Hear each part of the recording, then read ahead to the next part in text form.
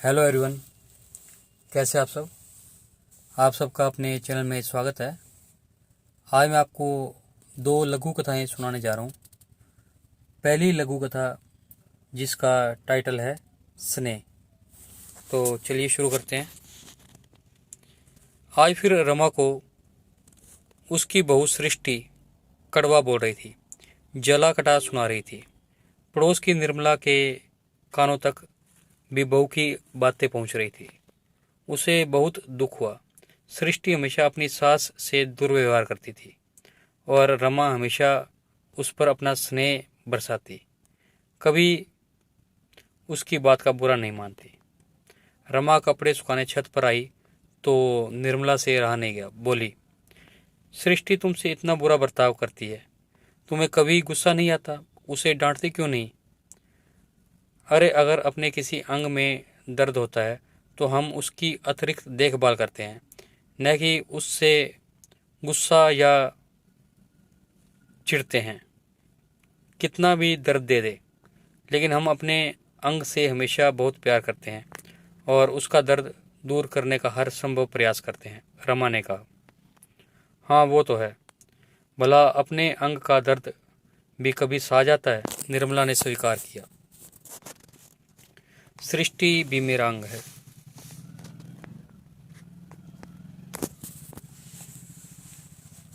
उसके माता पिता नहीं हैं, रिश्तेदारों ने उसे बहुत प्यार से नहीं रखा, इसलिए अभी वह रिश्तेदारों की कदर नहीं करती, सम्मान करना नहीं जानती। लेकिन मुझे पूरा विश्वास है कि मेरे स्नेह और सद्व्यवहार का मरहम उसके घाव भर देगा और उसका दर्द जब दूर हो जाएगा तो वह भी स्वस्थ होकर मुझे खुशी ही देगी। बस थोड़ा धैर्य रखना होगा, रमा आश्वस्त भाव से मुस्कुराती हुई बोली। निर्मला रमा के विचारों के आगे नतमस्तक हो गई। हर व्यक्ति परिवार के सभी सदस्यों को अपना अभिन्न अंग मानकर व्यवहार करे तो घरों और जीवन में हमेशा प्रेम की नदियां बहती रहें। तो ये हमारी फर्स्ट स्टोरी थी जिसका टाइटल था स्नेह। और अब दूसरी स्टोरी आपको सुनाने जा रहा हूँ। इसका टाइटल है स्माइल प्लीज़। वो दिन जब मैं बहुत रोई और हंसी। कुछ दिन पहले की बात है। पतिदेव के फ़ोन की बेल बजी तो वो खाना खा रहे थे और बोले, ज़रा देखो किसका फ़ोन है। मैंने फ़ोन रिसीव किया। एक मधुर आवाज़ लड़की की, हेलो। मैं बोली, जी कौन? और उसने फ़ोन काट दिया। मैं उत्सुक थी, कहीं पतिदेव का बाहर चक्कर तो नहीं चल रहा। पति प्रेम का सिंहासन डोलने लगा। मैंने कॉल द्वारा बैक उसी नंबर पर कर दी। लड़की थी, बोली मेरी आवाज़ सुनकर, जी मैम रॉन्ग नंबर। मैं मन के तीर छोड़ने लगी और पतिदेव से बोली, कौन थी ये मैडम? वो बोले, नहीं पता नहीं, दूसरे रूम में जाकर सो गए, जो मेरे साथ ही सोते थे। मन विचलित, रात भर करवटें बदलती रही। कौन थी? कहीं मुझे और बच्चों को छोड़ दिया तो क्या करूँगी? सुबह चाय बनाई और उनको दी। वो गुस्से में थे। मैं बोली, अगर बाहर कुछ है तो बता दो, मैं जी लूँगी, और बस बच्चों के खर्च शिक्षा का ध्यान रखना। वो गुस्से में आ गए, गीता रामायण की कसम खाने लगे। मैं भी नारी शक्ति बोली, कस्में मत खाओ, क्योंकि कस्में कोर्ट में खाते हैं। और वो ड्यूटी पर चले गए नहा धोकर, पर मैं रोती रही।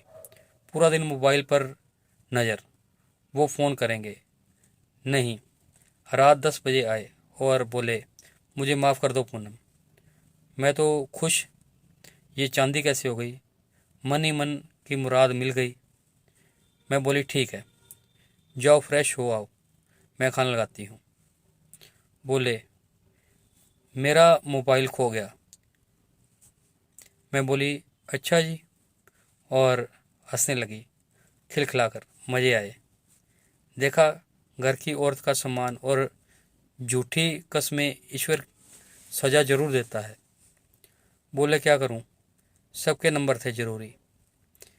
मैंने अपने फ़ोन से उनके फ़ोन पर रिंग किया। बेल जा रही थी। मैं बोली मिल जाएगा, आपका फ़ोन। ये बाथरूम में गए, तभी एक फ़ोन आया। अरे भाभी जी, भाई साहब का फ़ोन कार में ही छूट गया, शायद हड़बड़ी में जेब से गिर गया था। मैं बोली कल बताना। जब वो दफ्तर आए, वो भी खिलखिलाकर हंसने लगे और मैं भी दिन भर रोई और अब मुस्कुराहट आ गई। सच कहा है, रोते हुए मुस्कुराहट आना आसान नहीं, एक लाजवाब हंसी का पल है। उनको बताया फ़ोन सुदेश जी का था, जो कि कार में रह गया था, और वो खुश हुए और बोले जानू, मेरी दुनिया, मेरा परिवार तुम हो और कोई नहीं। I love you my family. और मैं फिर रो गई। पति देव को सॉरी कहा और बोले स्माइल प्लीज़। हम दोनों एक साथ फिर से हंस पड़े। तो आपको ये लघु कथाएं कैसी लगी? अगर ये कहानियाँ पसंद आई हैं तो वीडियो को लाइक कीजिए, शेयर कीजिए और चैनल को सब्सक्राइब कीजिए। बेल वाला बटन ज़रूर दबा दें ताकि हम ऐसी कोई और कहानी डालें तो उसकी नोटिफिकेशन आपको मिल जाए। Thank you.